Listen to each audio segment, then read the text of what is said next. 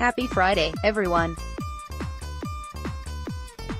The baseball team dropped the opener of its series against Ole Miss that will mercifully signal the end of the first season of the Brad Bohannon era. There is a long way to go, but some promising signs are there. Of course, softball opens NCAA tournament play tonight against MTSU.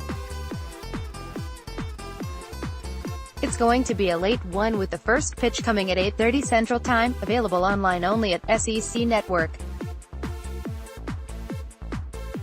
Oh, and Tua Tagovailoa said things. I called my dad and asked him if my offer to the University of Southern California was still available. Tagovailoa told the crowd of 7th and 8th graders. I wanted to leave. I told my dad I wanted to go to a school where I thought it'd be easier for me and wouldn't challenge me so much. The former Crusader went on to tell the students that this particular conversation with his father took place early in his time in Tuscaloosa, and that it actually landed him in hot water with his family. Even throughout my football season, I wasn't the starter. Tagovailoa continued. I wanted to leave the school. So I told myself if I didn't play in the last game, which was the national championship game, I would transfer out. If I gave in, I don't think I would have seen the end blessing of where I am now. Personally, I am still somewhat skeptical that he would have actually pulled the trigger, as it doesn't seem to be part of his nature. Young men tend to get frustrated and often go back on the things that they have told themselves. The story of accepting the challenge of coming to a place like Alabama to compete, and sticking it out, is a great message for his middle school audience, though.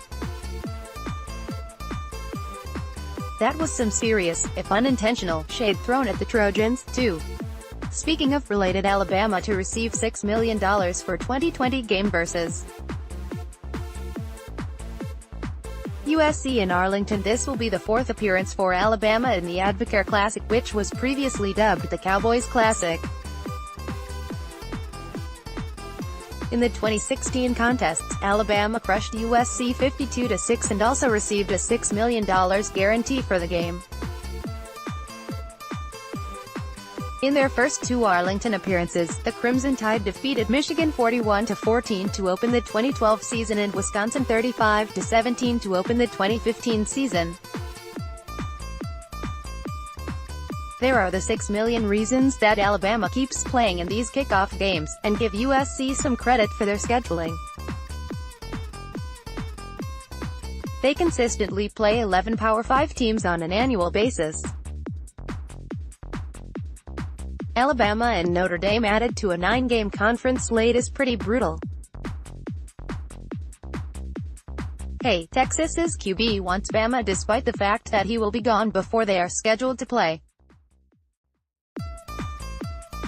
Looks like we're gonna have to make it happen in the postseason, Ellinger tweeted at Tagovailoa, in response to the official Texas football announcement of the home-and-home series. Get in line, son, and try to beat Maryland this time. As you may have heard, Saban and Kirby are both playing at the region's Tradition Pro-Am in Birmingham.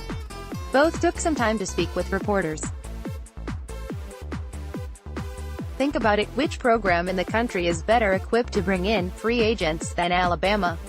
Imagine Saban having an opportunity to re-recruit a top player from Kentucky, Missouri, Ole Miss, or any other school that won't sniff a college football playoff appearance or national championship. Pitch would be easy if you're Saban. Hey, come to Alabama. We've made the playoff every year and won the championship in 2 of those years. Right. The concern here, that none of the national writers seems to address, is tampering. Imagine Alabama players or assistant coaches spending a little extra time with a particularly tough player from Mississippi State during the post-game handshake, planting a seed that he'd fit in well at Alabama without technically recruiting him. It's not the kind of culture that you want to create in the league. Related a day in Alabama with the Crimson Tide's biggest threat. Smart is diplomatic, masking his ruthless competitiveness underneath a veneer of Southern gentility. At any point this off-season, he could have emerged as Alabama's new villain and embraced his role in a storyline straight out of the pages of a comic book. The ambitious pupil trying to unseat the wise master? It had the potential to fire up the Crimson Tide fan base and make Smart the heel. But people in this state don't see him that way. Depends on which people you're talking to, cuz being a singer isn't the only fun fact about Ika. Siaki, who goes by Apu, was nicknamed that by his parents because they thought he looked like the monkey from Aladdin when he was a baby. Except that's not the monkey's name. My dad doesn't speak good English, so it came out as Apu instead of Abu. Ika laughed. That stuck with me since. The parents of the nations know. 11 defensive tackle recently moved back to Tonga, where they grew up. His father is starting a business in his native country, so now Ika lives with his older siblings in Utah. His parents visited Tuscaloosa with him during a trip to Alabama last month. Ika said his parents loved everything about the school. Not sure what speaking good English has to do with the pronunciation of Abu, but it's a funny story nonetheless. Hopefully we see this big fella plugging the middle in the coming years. Things look promising. The purported lies against Foster, she said, it was all a money scheme. I didn't want to get this far in the news. It was about money. I wanted to sue him on my own.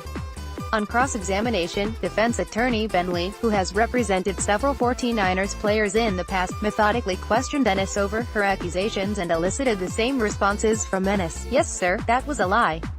During the hearing, 911 calls were played, including one with Ennis frantic and another with her calm and deliberate, stating, "My boyfriend broke my phone, my boyfriend, he beat me up." Bentley asked her directly, "Did Mr. Foster ever hit you?" Ennis replied, "No sir," then broke down in tears. "I'm sorry. I really am. I apologize to everybody. This whole thing is a mess," but the woman not only claims that she attempted to extort Foster for breaking it off with her, but that she has done it before and plans to check into a rehab facility after the proceedings. Hard to imagine that any of Rubin's charges stick under those circumstances. That's about it for today. Have a great weekend. Roll Tide.